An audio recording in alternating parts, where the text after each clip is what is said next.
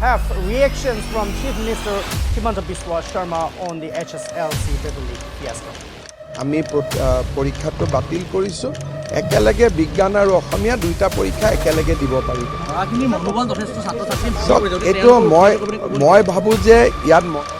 মনে সজা বাতৰিও হ'ব পাৰে উৰা বাতৰিও হ'ব পাৰে তাৰ ওপৰত চৰকাৰখনে তদন্ত কৰিব কিন্তু সিদ্ধান্ত কৰিব এটা কথা আপোনালোকে মানিব লাগিব যে ধৰা পৰিছে কাম কৰিছে ধৰা নপৰিলে তেতিয়াহ'লে যদি আৰু নকলটো চলি থাকিলেহেঁতেন তেতিয়া কি ক'লে বন্ধুসকল আপোনালোকে নিশ্চয় হয়তো গমেই পাইছে থাম্বনেইলখন চাই এই ভিডিঅ'টো কিহৰ ওপৰত বনিবলৈ গৈ আছে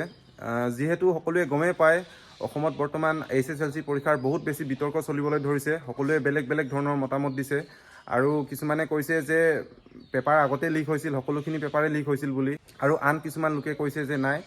অকল বিজ্ঞান আৰু আছামিছৰ পেপাৰহে লিক হৈছিল বুলি চ' গাইজ প্ৰথমে আমি আমাৰ মুখ্যমন্ত্ৰী ডাঙৰীয়াই আমাৰ এই অসমীয়া পৰীক্ষাটোৰ ওপৰত কি মতামত দিলে তাকে চাওঁ আহক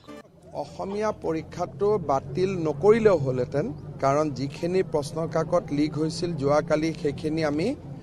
মাজুলীত উদ্ধাৰ কৰিছিলোঁ কিন্তু তথাপিতো ল'ৰা ছোৱালীৰ জীৱনক লৈ খেলাটো ভাল নহয় বুলি ভাবিয়ে আমি পৰীক্ষাটো বাতিল কৰিছোঁ একেলগে বিজ্ঞান আৰু অসমীয়া দুইটা পৰীক্ষা একেলগে দিব পাৰিব এইটো মই ভাবোঁ যে ইয়াত মনোবল ভঙাৰ কথা নাই বৰঞ্চ এনেকৈ পৰীক্ষা হৈ গ'লে যদি কুৱেশ্যন লিক হৈ গ'লহেঁতেন আমি কোনেও গম নাপালোহেঁতেন পৰীক্ষা হ'লে তেতিয়াহে ল'ৰা ছোৱালীৰখিনি অন্যায় হ'লহেঁতেন এতিয়া পৰীক্ষাৰ মাজত গেপ থাকে 10টা দিন বেছি গেপ পোৱা বুলি কথাখিনি পজিটিভলি ল'লেই হ'ল যেতিয়া শিক্ষকতাৰ দৰে পবিত্ৰ বৃত্তিত কলুষিত হয়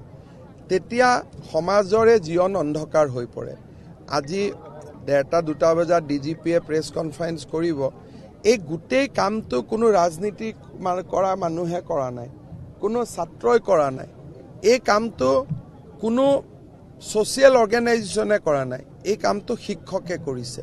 মই ভাবোঁ যে আমাৰ অসমৰ ৰাইজে আৰু শিক্ষক সমাজে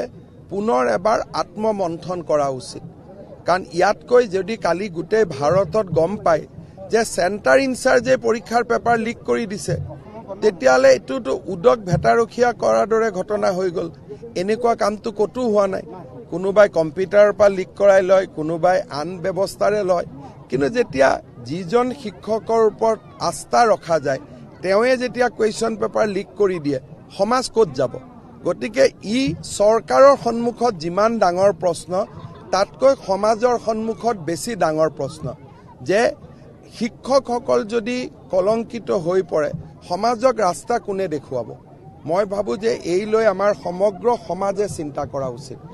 শিক্ষক সেবাই কি কৰিব এইটো এটা নতুন শব্দ আমি লৈ আহিলোঁ সেবাৰ সংস্কাৰ কৰিব লাগে তাতে সেবাৰ সংস্কাৰ কৰিলে তাতে কি হ'ব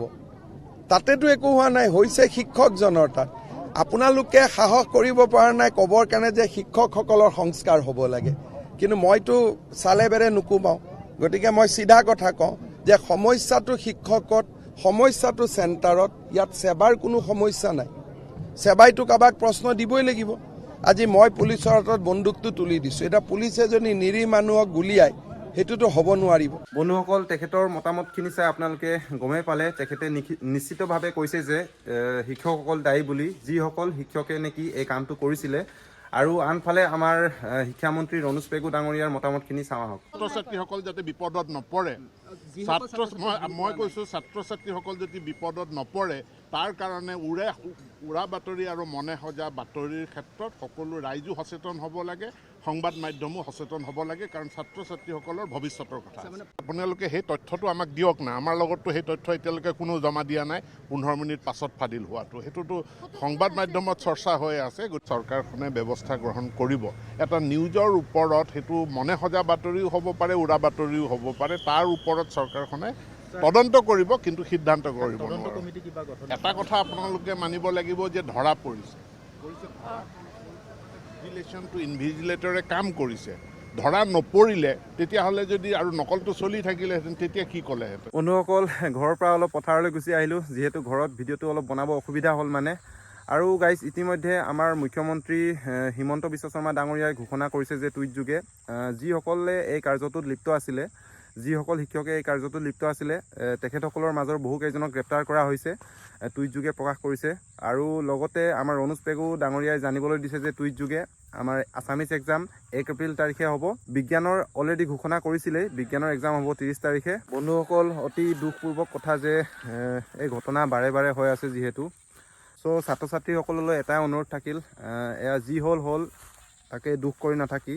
এতিয়া যিহেতু পুনৰ এক্সাম অনুষ্ঠিত হ'বই যেতিয়া, সেই এক্সামবিলাকৰ কাৰণে